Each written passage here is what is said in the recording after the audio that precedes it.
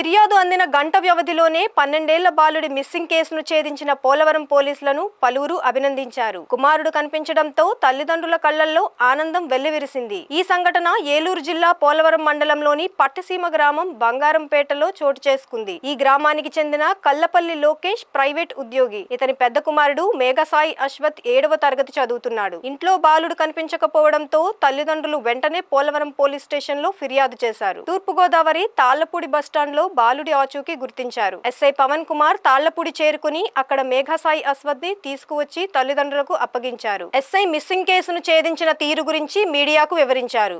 కుర్రాడు ఫోటోతో పాటు కమ్యూనిటీ స్ప్రెడ్ చేయడం జరిగింది వాట్సాప్ గ్రూపుల ద్వారా. అలాగే రాజమండ్రి పోలీసులకి, రైల్వే పోలీసులకి, ఏపీఎస్ఆర్టీసీ గ్రూప్స్లో దీన్ని సెండ్ చేయడం జరిగింది. ఫస్ట్ మనకు వచ్చినటువంటి లీడ్ ఏంటంటే, కుర్రాడు ట్రేస్ అవ్వకముందు ఉదయం నిడదవోలు డిపోకు సంబంధించిన ఆర్టీసీ బస్ ఎక్కి కుర్రాడు ప్రయాణం చేసినట్టుగా డ్రైవర్, అదే బస్ కండక్టర్ గమనించి చెప్పడం జరిగింది. దాన్ని బేస్ చేసుకుని నిడదవోలు ఆర్టీసీ బస్ స్టాండ్లో ట్రేస్ చేసే ఉద్దేశంతో మేము బయలుదేరి వెళ్ళడం జరిగింది.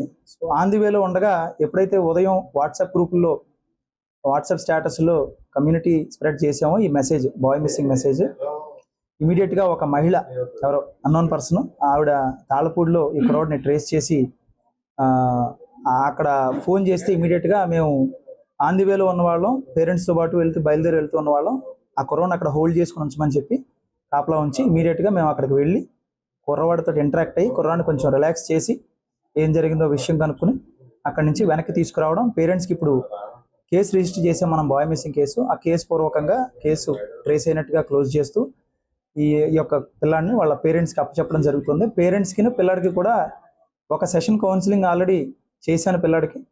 అదేవిధంగా చైల్డ్ ప్రొటెక్షన్ ఆఫీసర్ కింద నా బాధ్యతల మేరకు, మా అధికారుల ఇన్స్ట్రక్షన్స్ మేరకు పేరెంట్స్కి కూడా ఒక సెషన్ కౌన్సిలింగ్ చేసి క్లియర్గా కుర్రోడి పెరుగుదల విషయం, అట్లాగే మళ్ళీ ఇలాంటి ఇష్యూస్ కమ్యూనిటీ నుంచి రిపీట్ అవ్వకుండా, ఏ పిల్లలు కూడా పేరెంట్స్ని కాదని చెప్పి తెలిసి తెలియక బయటకు వెళ్తే జరిగే ఇబ్బందులు, ప్రమాదాల గురించి పేరెంట్స్ని అవేర్నెస్ క్రియేట్ చేస్తూ ఈ పేరెంట్స్ కౌన్సిలింగ్ కూడా ఇచ్చి ఒక సెషన్లో పంపించడం జరుగుతుంది.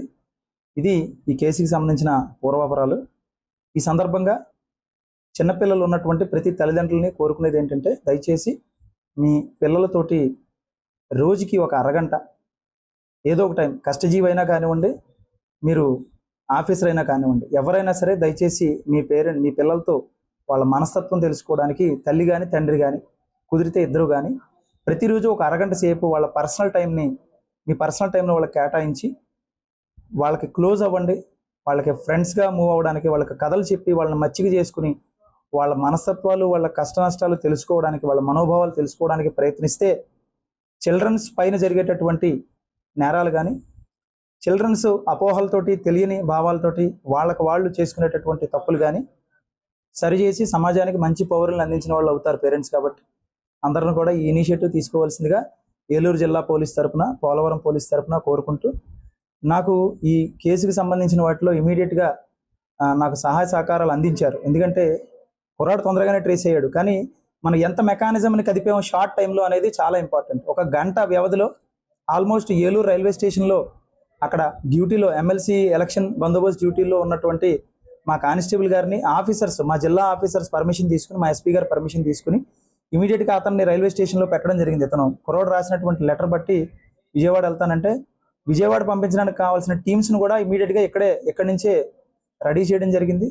అట్లాగే మా ఏలూరు డిపిఓలో, డిస్ట్రిక్ట్ పోలీస్ ఆఫీస్లో ఉన్న కంట్రోల్ రూమ్లో సీసీ కెమెరాస్ వెరిఫై చేయడానికి ఇమీడియట్గా ఒక కానిస్టేబుల్ని కూడా అక్కడ మాట్లాడుకుని అరేంజ్ చేసుకుని ఈ లోపల ఈ ఆర్టీసీ వాళ్ళతో మాట్లాడుకోవడం, ఇంత కమ్యూనిటీని కలపడం, ఇంత మెకానిజంని, పోలీస్ మెకానిజంని యూటిలైజ్ చేయడం షార్ట్ టైంలో జరిగింది అంటే అదంతా కూడా మా అధికారులు పర్యవేక్షణ, వాళ్ళు మాకు ఇచ్చిన ఇనిషియేటివ్. ఎస్పెషల్లీ మా జిల్లా ఎస్పీ గారు బాయ్స్ విషయంలో, గర్ల్స్, ఆడపిల్లల విషయంలో, ఆడవాళ్ళ విషయంలో ఎట్లాంటి నేరాలు జరగకూడదు, ప్రివెంటివ్గా ఉండాలి, పోలీస్ ప్రోయాక్టివ్గా ఉండాలి.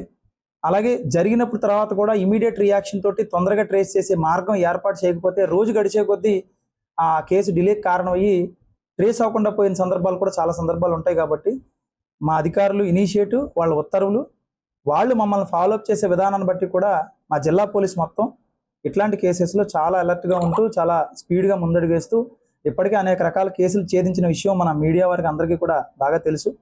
అదే దారిలో మా అధికారుల ఉత్తర్వుల మేరకు మేము ఇనిషియేటివ్ తీసుకుంటూ చాలా స్పీడ్గా ఇలాంటి వర్క్స్ అన్ని చేస్తున్నాం.